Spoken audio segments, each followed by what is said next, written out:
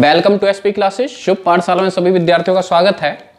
आज हम समष्टि अर्थशास्त्र की मूल अवधारणा का सेकंड पार्ट बना रहे हैं, जिसमें हम 2-3 टॉपिक पूरा करेंगे। आज वही 10-15 मिनट की वीडियो बनाएंगे और इससे पहले जिन बच्चों ने फर्स्ट पार्ट नहीं देखा है वो पहले फर्स्ट पार्ट देख लेंगे। उसका लिंक मैं जो है डिस्क्रिप्शन बॉक्स में दे दूंगा, तो पहले फर्स्ट पार्ट देख लेना, फिर सेकंड पार्ट देखना, जिससे आप सबको आसानी समझ में आए।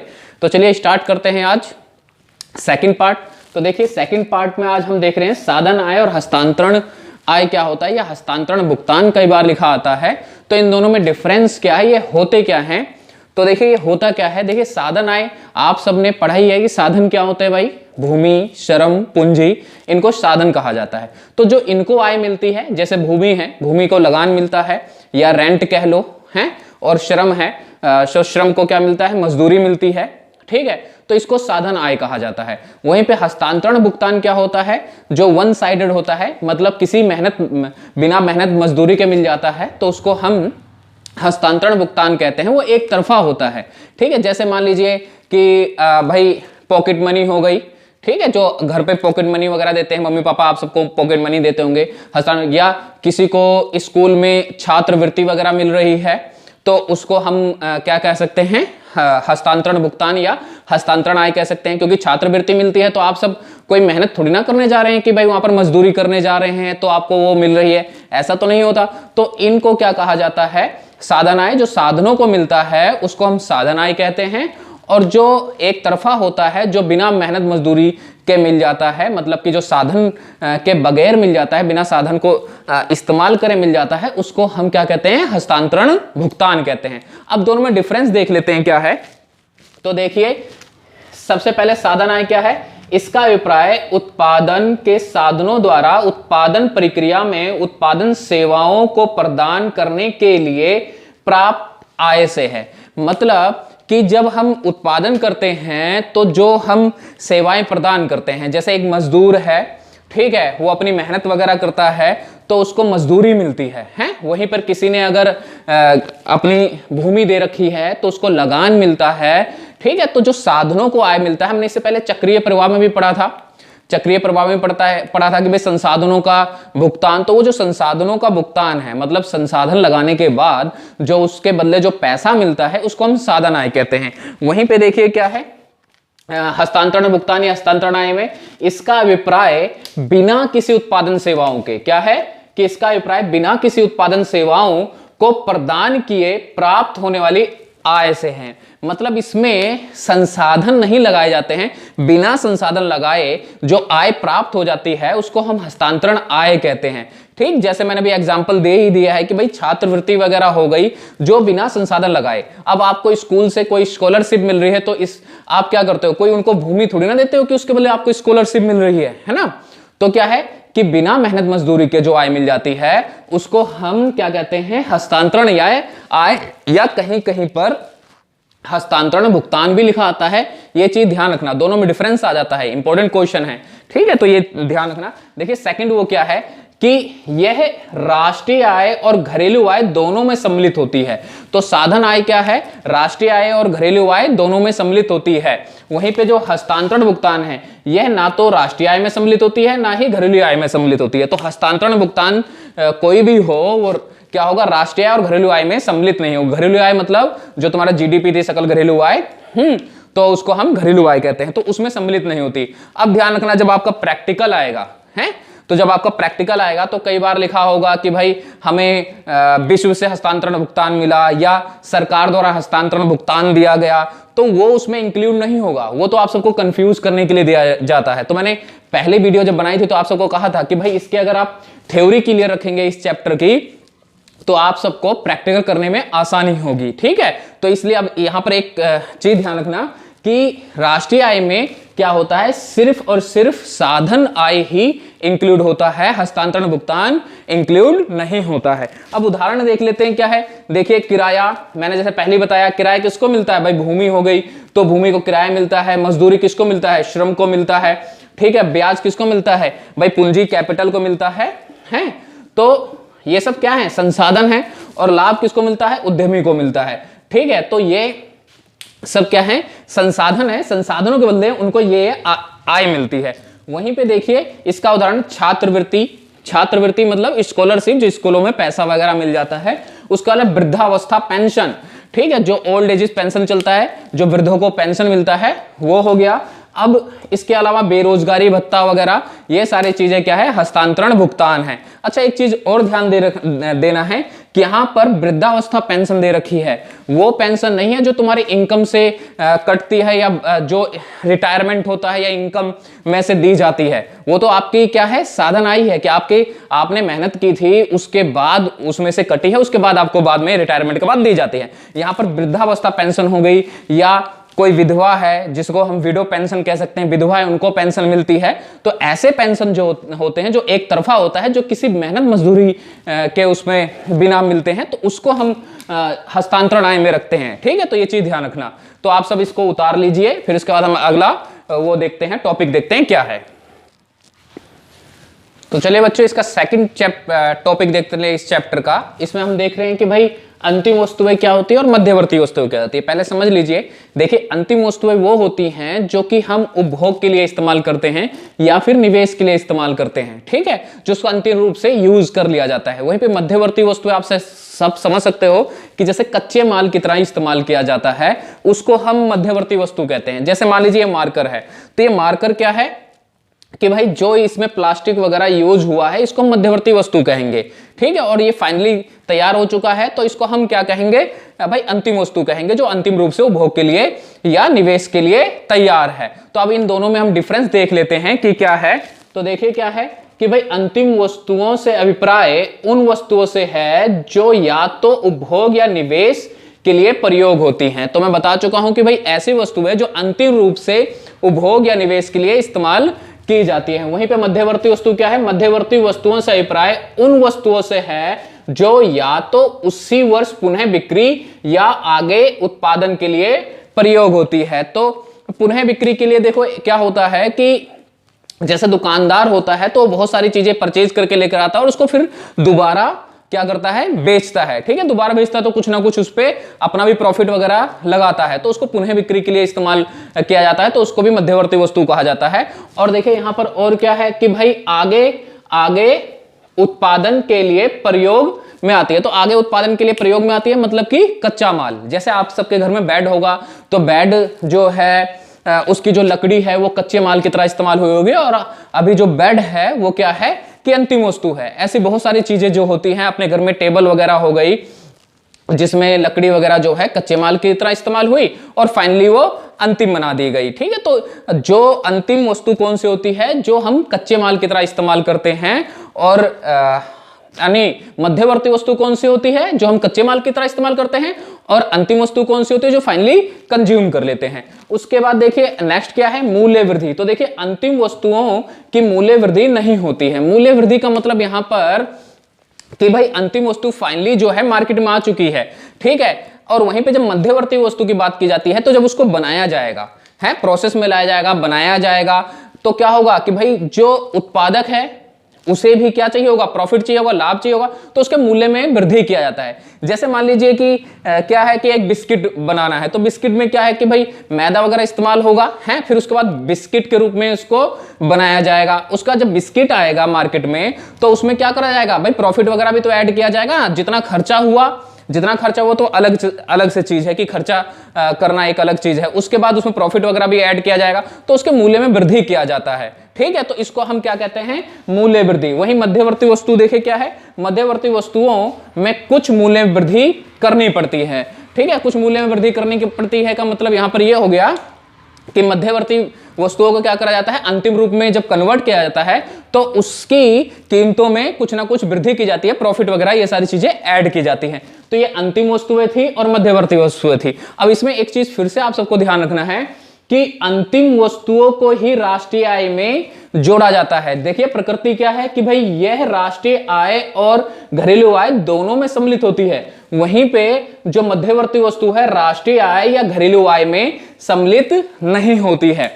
तो अंतिम वस्तुओं को ही हम राष्ट्रीय आय में जोड़ते हैं, ये चीज ध्यान रखना। जब प्रैक्टिकल आएगा फिर से ये चीज ध्यान रखना है कि भाई जो अंतिम वस्तु है वही राष्ट्रीय आय में जोड़ी जाती है, मध्यवर्ती वस्तु को नहीं जोड़ी जाती है। ऐसा क्यों नहीं किया जाता है, क्योंकि हमें दोहरी गणना फेस करनी पड़ जाती है इससे। अब जैसे एक छोटा सा एग्जांपल दे देता हूं, मान लीजिए जैसे मैदा है, मैदे से आप मैदा जो है मान लीजिए 50 रुपए का लेकर आए, आपने इसको बिस्किट बनाया और उसको क्या करते हो मार्केट में 80 रुपए का क्या करते हो बेचते हो।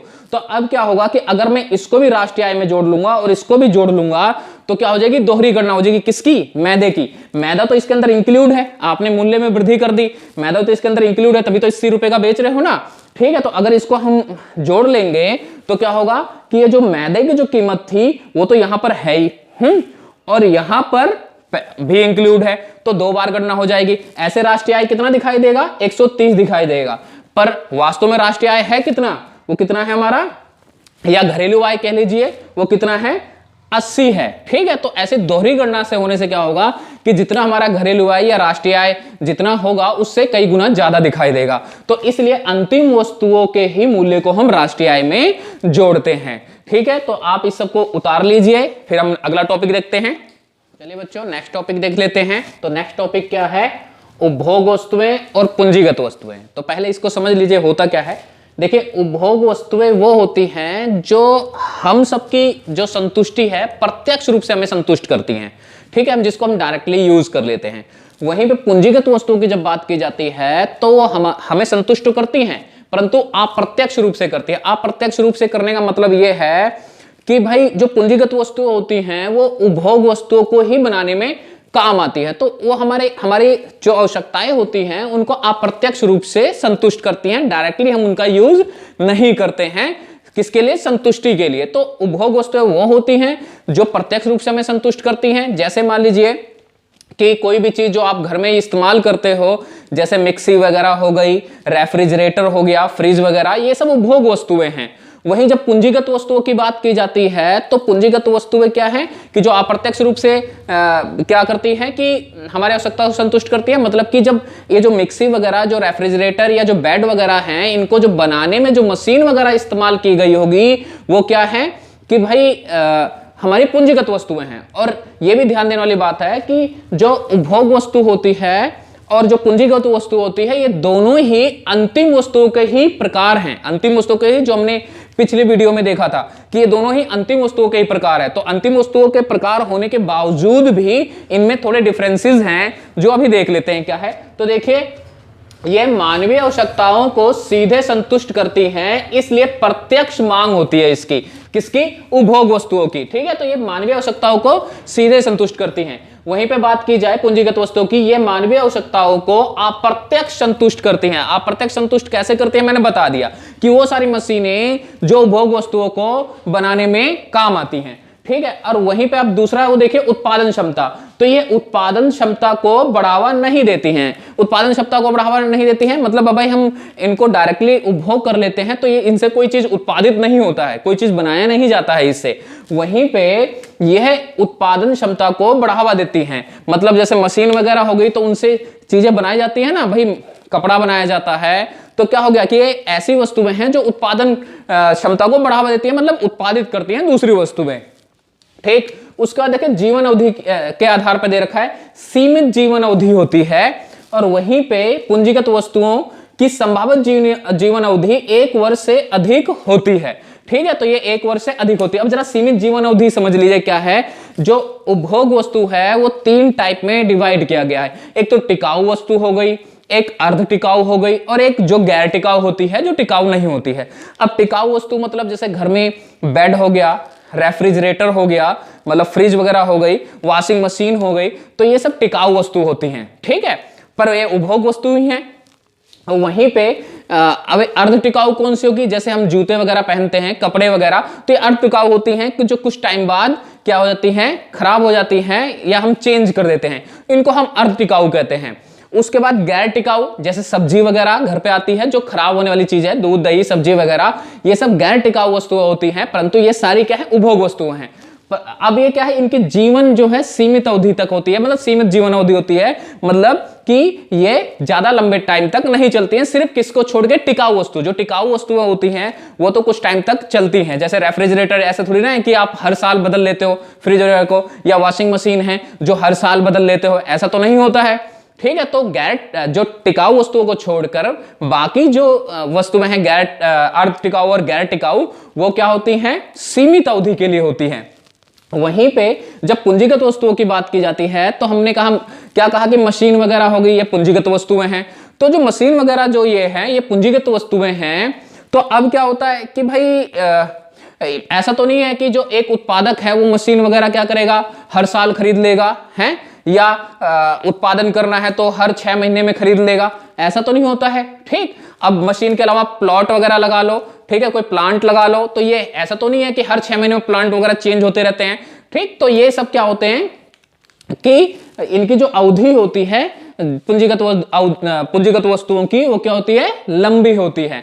तो आप सब इसके डिफरेंस समझ गए होंगे, एग्जाम में ये आता है, ध्यान रखना। अभी इसको फिलहाल आप लिख लीजिए या स्क्रीनशॉट ले लीजिए, ठीक है। इसके बाद हम अगला टॉपिक देखते हैं।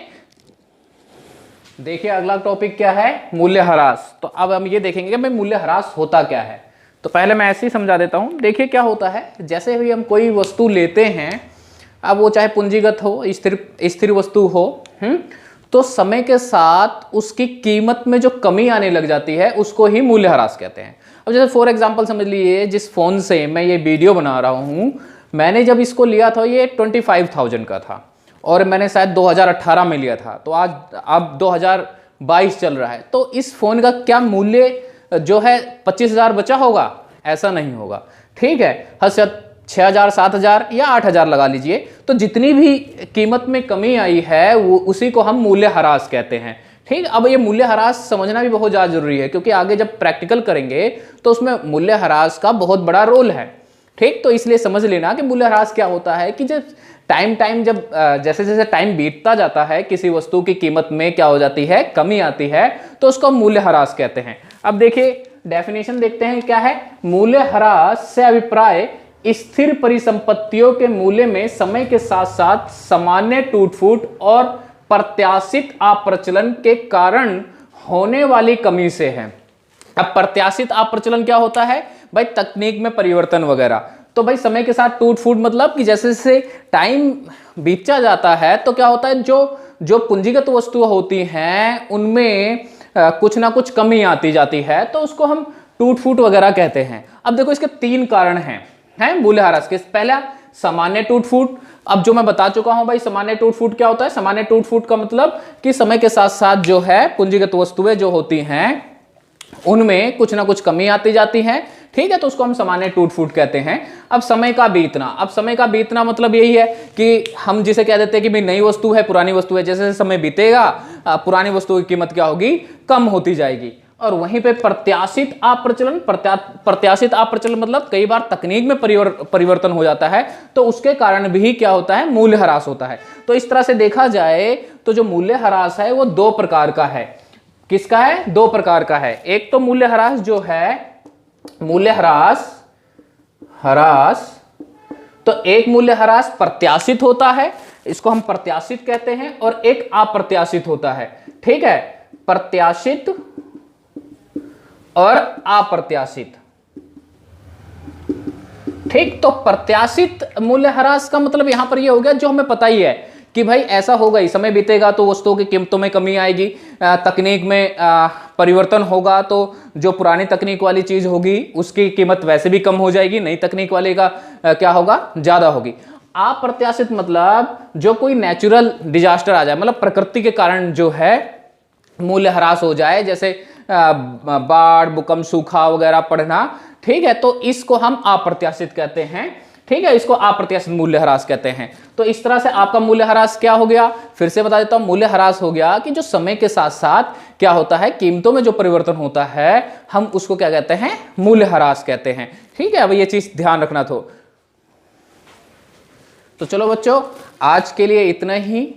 15-20 मिनट की वीडियो होगी, उसके बाद जो भी होगा अगली उसमें हम वीडियो में कोशिश करेंगे कि ये चैप्टर जो है खत्म हो जाए, उसके बाद आपका 3rd चैप्टर आएगा। तो आज के लिए इतना ही, थैंक यू।